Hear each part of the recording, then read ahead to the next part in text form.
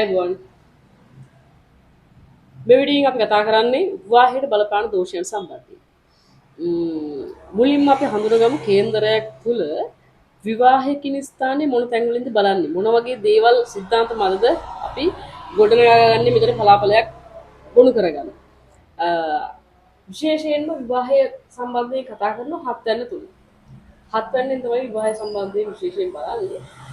ඒ වගේම හත් වෙනි ඉන්න ග්‍රහයින්, ඒ වගේම හත් වෙනි දකින්න ග්‍රහයින්, ඒ වගේම හත්වැන්නාධිපති විශේෂයි ප්‍රධානයි. මොකද හේතුව හත්වැන්නාධිපතිකින් තමයි විවාහය සම්බන්ධතාවය බලන තත්ත්වයක් තියෙනවා. ඒ වගේම හත්වැන්නාධිපති පීටි රාශිය සම්බන්ධයෙන්, ඒ වගේම හත්වැන්නාධිපති සංයෝග වෙලා ඉන්න ග්‍රහයින් අනුව විවාහය සම්බන්ධයෙන් බලපාන යෝග සහ සුභ සංයෝග තියෙනවද කියලා බලන්න ඕනේ. ඒ වගේම හත්වැන්නාධිපතිට වැටෙන අනිකුත් ග්‍රහයින්ගේ දෘෂ්ටිය මොකද විවාහය සම්බන්ධයෙන් සලකා බලන්න ඕනේ. ඒවත් විවාහය සම්බන්ධයෙන් සුභ හෝ අසුභ විපාක ගොඩනගන්න පුළුවන්කමක් ඇති කරන සිද්ධාන්තයක් වෙනවා.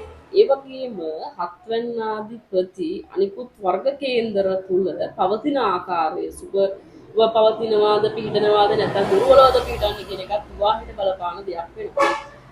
ඊළඟට හත්වැන්නාධිපති පවතින නැකත ඒ වගේම නැකතේ අධිපතියා පිළිබඳවද මෙන්න මේ දෝෂයන් පොසුබ පිහිටීම් වෙන්න හේතුවක් වෙනවා. මෙන්න මේ හත්වැන්නාධිපතිගේ නැකත්පති.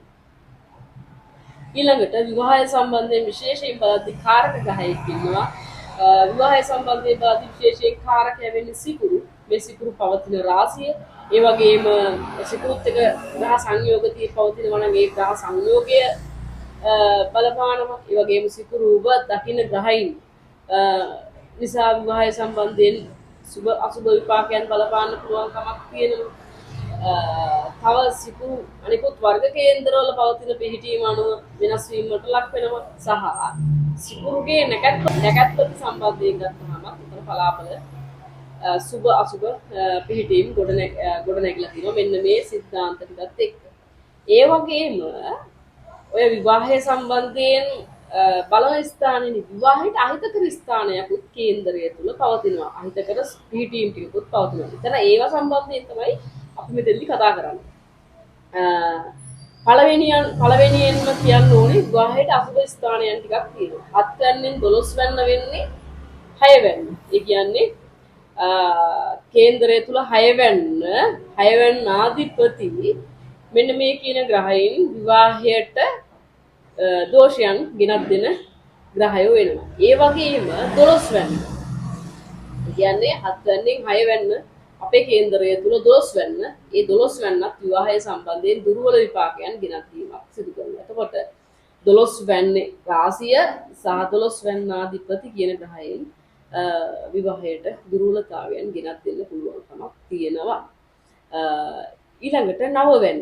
9 වෙන්නත් 9 වෙන්නාධිපති විවාහය සම්බන්ධයෙන් දෝෂයන් ගෙනත් දෙන රාශි සහ ග්‍රහයන් වෙනවා. ඔන්න ඔය කියන ස්ථානයකට සහ ග්‍රහයක මෙන්න මේ කලින් කතා කරපු විවාහයට බලපාන 7 වෙන්නාධිපතිට කාරක සිකුරුට බලපෑම් කරනවා නම් එය විවාහ දෝෂයක්.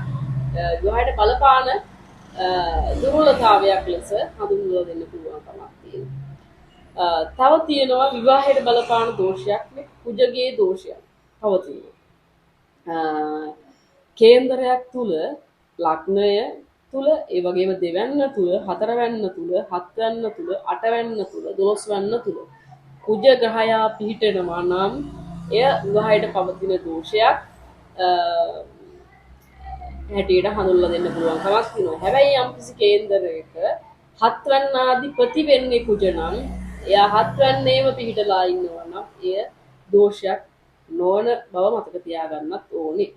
නමුත් එහෙම පැවති පමණින්ම එය සුබ වෙන්න හේතුවක් කියලා ගන්න එපා. ඒක ඒ ග්‍රහයාගේ පිහිටීම ඒ ග්‍රහයා නැකත් සම්බන්ධයෙන් අනිකුත් වර්ග කේන්දරවල සුභ අසුභ භාවය අනුව තමයි එය නියම වශයෙන් සුභ පිහිටීමක් කියලා හඳුන්වලා දෙන්න පුළුවන්කමක් තියෙනවා.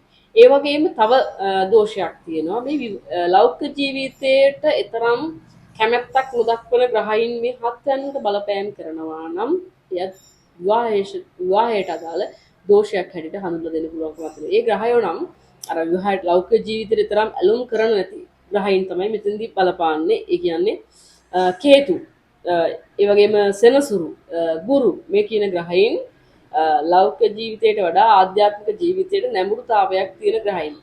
ඒ අයගේ බලපෑම හත්යන්ට මේ අපි කලින් කතා කරපු සාධකයන් වෙත බලපානවා නම් එයත් විවාහ දෝෂයක් හැටියට හඳුනා ගන්න පුළුවන්කමක් තියෙනවා. ඒ වගේම තව දෙයක් තියෙනවා ගත කරන දැන් විවාහ වන කාල සීමාව තුළ ගත කරන මහදසා සහ අන්තර්දසාවන් වල සුභ අසුභතාවය විවාහ ජීවිතයට බලපෑම් ඇති කරන්න පුළුවන් කමක් තියෙනවා. ඒ ගත කරන කාල සීමාව තුළ විවාහයට දුර්වල ග්‍රහ බලපෑමක් පවතිනවා නම් එයත් විවාහ දෝෂයක් හැටියට තමයි හඳුන්වන්න පුළුවන් කමක් තියෙන්නේ. අන්න ඒ නිසා විවාහ ජීවිතය සම්බන්ධයෙන් දුර්වලතාවයන් ගොඩ නැගෙන්න පුළුවන් කමක් තියෙනවා. ගත කරන මහදසාව, අන්තර්දසාව, ගහ ගෝචරය මෙන්න මේ කියන සිද්ධාන්ත මත. හොඳයි එහෙනම් මම හිතනවා අපි මේ වීඩියෝ එක තුලින් විවාහයට බලපාන දෝෂයන් කිහිපයක් සම්බන්ධයෙන් කතා කළා. නැවතත් මෙවැනි වීඩියෝ එකකින් යලි අපි හමු වෙමු. ඔයගොල්ලෝ හැමෝටම තෙරුවන් සරණයි. දීර්ඝායු වේවා.